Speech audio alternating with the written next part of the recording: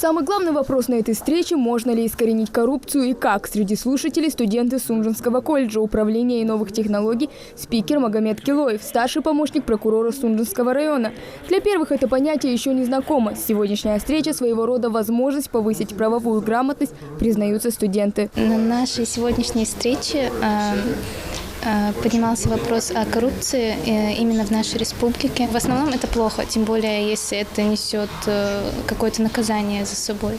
Вопрос коррупции – общегосударственная задача, которая требует серьезного внимания и контроля. Только за прошлый год в республике выявлено 1500 нарушений. И это только 40%. Остальные не сообщили должностным лицам. К слову, с появлением пандемии появился еще один способ нечестного заработка. Сегодня актуальным вопросом является ковидная тема, COVID-19, связанная с COVID-19, получение сертификата, проведение вот этих прививок.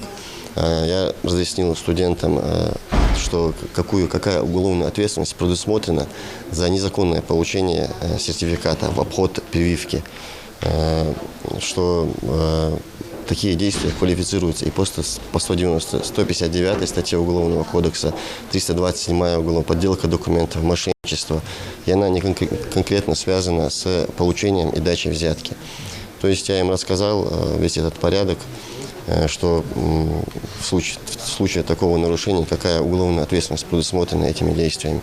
Главная цель встречи – создать законопослушную модель поведения в обществе у подрастающего поколения. Несмотря на то, что эти ребята не крутятся в кругах больших денег, но спастись от системы взяток никому не удается. Поэтому для профорганов важно проводить такие мероприятия для всех, особенно для учащихся учебных заведений.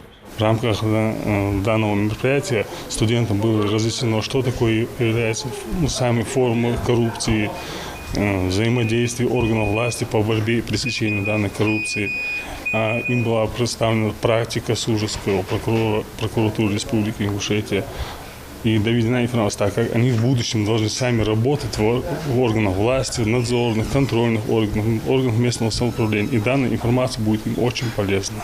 Встреча проходит в рамках Международного дня борьбы с коррупцией. Подобные мероприятия – еще один шаг, который дает нарушителям закона возможность подумать и осознать, что риск слишком велик. Международный день борьбы с коррупцией ежегодно отмечается 9 декабря по инициативе Организации Объединенных Наций. В этот день, в 2003 году, была открыта для подписания Конвенция ООН против коррупции, принятая Генеральной Ассамблеей 1 ноября 2003 года. Россия в числе первых стран подписала конвенцию и ратифицировала ее федеральным законом от 8 марта 2006 года.